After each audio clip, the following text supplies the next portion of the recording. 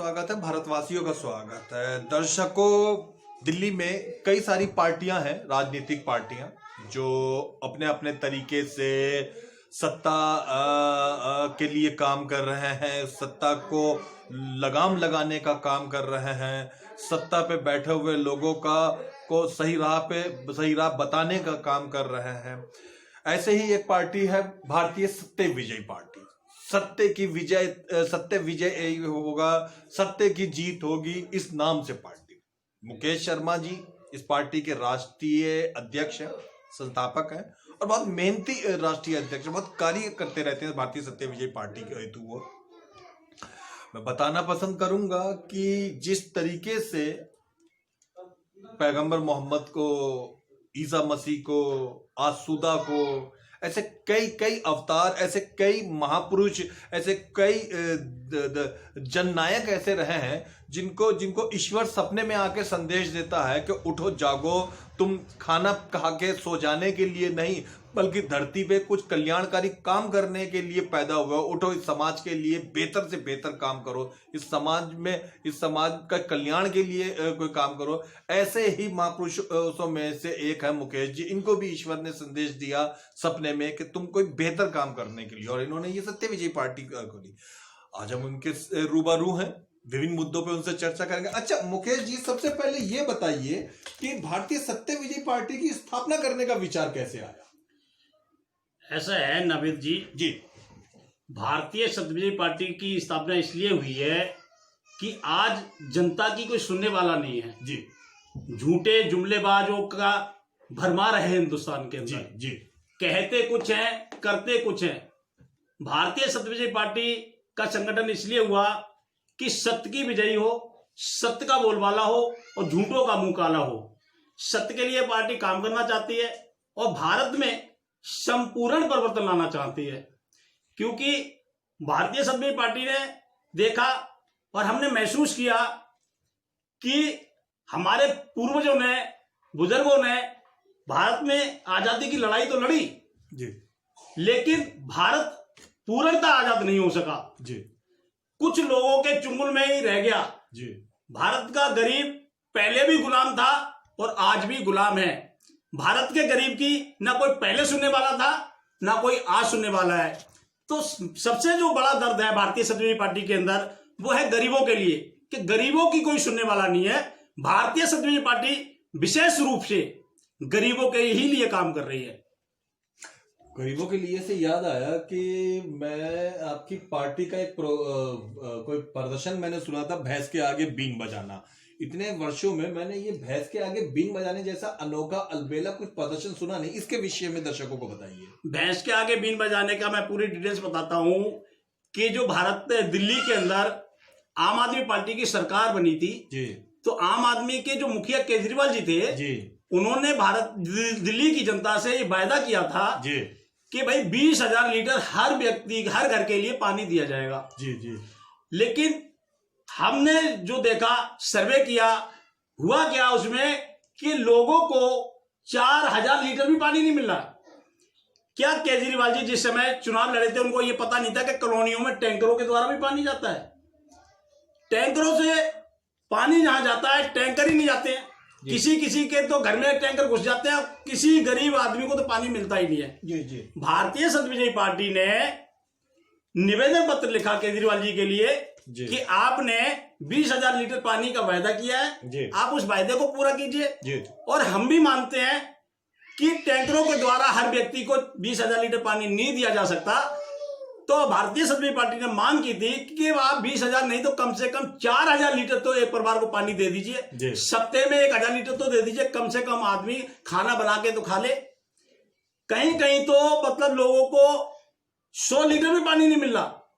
इस पे जब पत्र लगाया और उस पर कोई सुनवाई नहीं हुई, इनके केजरीवाल जी के जनता दरबार में भी भारतीय सत्य विजय पार्टी ने पत्र लगाए कि भाई आप पानी के वायदे को पूरा कीजिए। इन्होंने पानी के वायदे नहीं पूरा किया और हमारे पत्रों का भी कोई जवाब नहीं दिया। अच्छा, फिर भारतीय सत्य विजय पार्टी ने सोचा जब ये सरकार सुनी नहीं रही तो एक भैंस के आगे बीन बजाने वाली बात है, और इसीलिए भारतीय सत्य विजय पार्टी ने भैंस के आगे बीन बजा के प्रदर्शन किया था।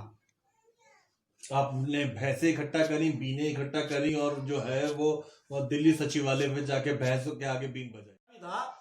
और केजरीवाल जी की समझ में ये बात आ गई थी कि भारतीय समाजवादी पार्टी है, अभी पीछे हटेगी नहीं। तो दिल्ली में जो पानी के लिए सत्य विजय पार्टी का किया हुआ ये काम वाकई सराहनीय है मुकेश शर्मा जी। अच्छा मुकेश जी, इसी बीच में मुझे ये भी ज्ञात हुआ कि आपकी पार्टी ने एक सुल्तानपुरी क्षेत्र में आपने सभी धर्मों का ख्याल रखते हुए, सभी जातियों का ख्याल रखते हुए सभी लोगों के लिए संघर्ष करा। तो मैंने सुना किसी मस्जिद के आगे कोई कूड़ेदान बना हुआ था और उसके लिए आपने संघर्ष करा, आपकी पार्टी ने। वो क्या बयान था, कृपया बताइए। नाबेद जी, मैं आपके चैनल के माध्यम से बताना चाहता हूँ कि भारतीय समाजवादी पार्टी जो है वो जाति और धर्म को नहीं मानती है। वो सिर्फ जो भारत में रहता है उसको एक भारतीय नागरिक मानती है और सभी जातियों सभी धर्म भारतीय समाजवादी पार्टी के लिए सामान्य है। जी जी। एक मौलवी जी आए थे हमारे कार्यालय में, पार्टी के कार्यालय में, बोले इस तरह समस्या है और हमारी मस्जिद के आगे कूड़ादान में जाके प्रदर्शन भी किया। और रोहिणी जोन के जो चेयरमैन थे उन्होंने हमसे वायदा किया था कि 15 दिन के अंदर कूड़ादान वहां से हटा लिया जाएगा। तो ये मस्जिद को लेके इस तरह प्रदर्शन किया गया था। बहुत अच्छा काम किया आपने। अच्छा, इसके अलावा मुझे ये भी सुनाई में आया कि आपने अन्य और भी ऐसे प्रदर्शन करे हैं जिनसे जनता को काफी लाभ हुआ, कृपया वह बताइए। ऐसा है, हमारा प्रदर्शन हुआ शिक्षा को लेके जी। भारतीय समाजवादी पार्टी ने भारत सरकार से मांग की थी कि भारत के सर्व जाति सर्व धर्म के विद्यार्थियों को पूर्ण शिक्षा मुफ्त दी जाए, क्योंकि भारत सरकार कहती है सबका साथ सबका विकास। भारतीय समाजवादी पार्टी ने कहा कि जब तक गरीब का बच्चा पढ़ के ऊपर नहीं आएगा तब तक सबका विकास कैसे हो सकता है। अगर गरीब का बच्चा पढ़ ही नहीं पाएगा तो उसका विकास नहीं हो सकता। इसलिए पूर्ण शिक्षा की मांग की थी कि पूर्ण शिक्षा मुफ्त की जाए। उस पे भारत सरकार ने कोई जवाब नहीं दिया। आरटीआई भी लगाई भारतीय समाजवादी पार्टी ने, उसका भी जवाब नहीं दिया। तो उसके बाद में भारतीय समाजवादी पार्टी के कार्यकर्ताओं ने मिलकर जो है भारतीय जनता पार्टी के राष्ट्रीय कार्यालय पर जाके प्रदर्शन किया था कि भाई हमारी मांग को पूरा किया जाए और पूर्ण शिक्षा मुफ्त की जाए। अच्छा, किसी वजह से अगर हम मान लेते हैं कि अगर आपकी नई पार्टी केंद्र में या राज्य में सत्ता में आ जाती है तो क्या उद्देश्य है आपकी पार्टी के, क्या मकसद है जनता की भलाई के लिए? भारतीय समाजवादी पार्टी सबसे बड़ी बात तो ये कि संपूर्ण परिवर्तन लाना। आजादी किसको नहीं है? गरीब को आज भी आजादी नहीं है। मैं आपको उदाहरण के तौर पर बताना चाहता हूं, एक गरीब आदमी किसी भी सरकारी कार्यालय में चला जाए उसको लताड़ दिया जाता है, उसकी कोई सुनने वाला नहीं है जी। तो इसीलिए भारत का जो गरीब है वो आज भी गुलाम है। तो विशेष रूप से मैंने आपको पहले भी बताया कि भारतीय समाजवादी पार्टी गरीबों के लिए काम करना चाहती है, पूर्णता भारत में मतलब संपूर्ण आजादी लाना चाहती है और यही पार्टी का उद्देश्य है। और अगर पार्टी भारत की जनता के अगर उससे सहयोग से कभी सत्ता में आती है तो सबसे मुख्य लक्ष्य होगा भारत को भय और भूख मुक्त बनाना। कोई भूखा नहीं सोएगा इस पार्टी की राज। बिल्कुल जी। जिस दिन भारतीय करूंगा, दिल्ली में निगम चुनाव का बिगुल बज चुका है। अलग अलग लोग अपने अपने स्तर पे चुनाव की तैयारी भी धीरे धीरे कर रहे हैं। निगम चुनाव को लेके आपका क्या कहना है? क्या कितनी सीटों पे आपका प्रत्याशी उतारने का विचार है? भारतीय समाजवादी पार्टी निगम के चुनावों में उतर रही है जी। हमेशा माता पिता बच्चों की जिद के आगे झुकते हैं। राजा जो होता है वो पिता के समान होता है। जब प्रजा सड़क पर है और राजा चैन की नींद सो रहा है, ऐसे राजा को तो भारतीय समाजवादी पार्टी धिक्कारती है। और मैं बार बार कहता हूं कि मोदी जी जागो और किसानों की मांगों को पूरा करो। जिस चीज को किसान चाहता ही नहीं है वो चीज आप किसान पे क्यों थोपना चाहते हो? बहुत खूब, बहुत अच्छी बातें कही आपने। अपनी मांग बिल्कुल सही कर रहे हैं। भारत सरकार को उनकी मांग माननी चाहिए, तीनों कानूनों को रद्द करना चाहिए। और हमारे देश के जो प्रधानमंत्री जी हैं वो प्रधानमंत्री तो बन गए, उनको राजधर्म का भी ज्ञानी है। और जो भी चुनाव लड़ने के दावेदार होंगे वो निष्कलंक निष्दाग होने चाहिए।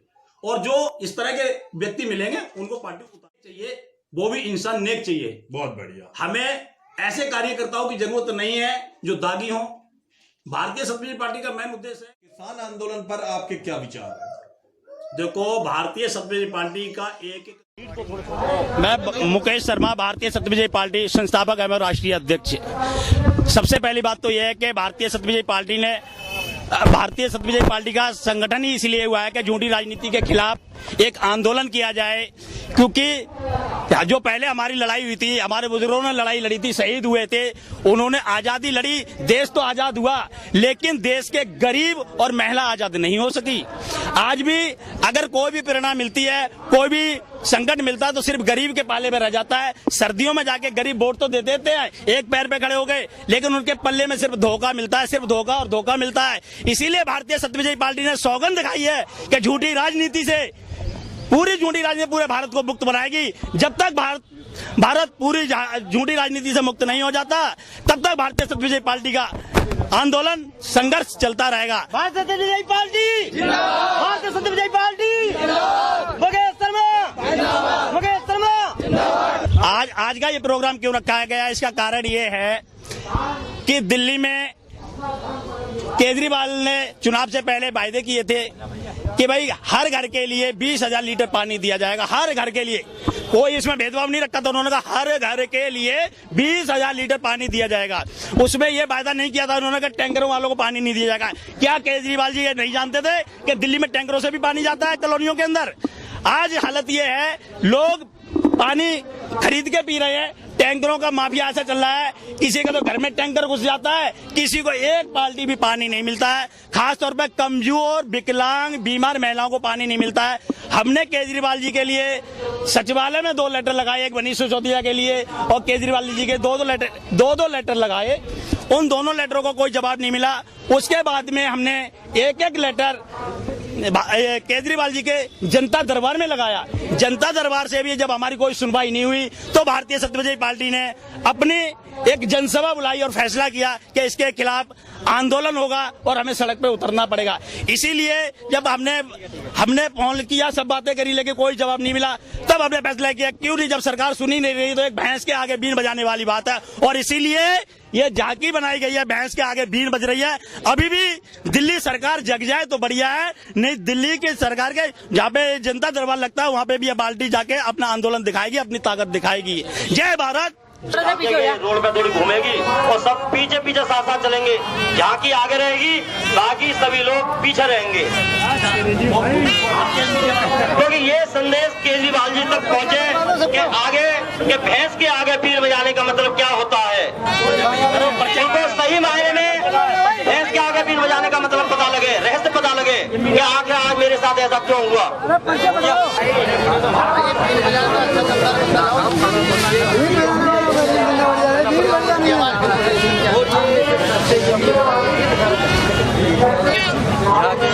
जो सदर है वो है बढ़िया लेगा है। अब ये दर्शाना चाहते हैं कि हमने 6 लेटर लिए, जो हमारी देश में दिल्ली में विकलांग महिलाएं हैं,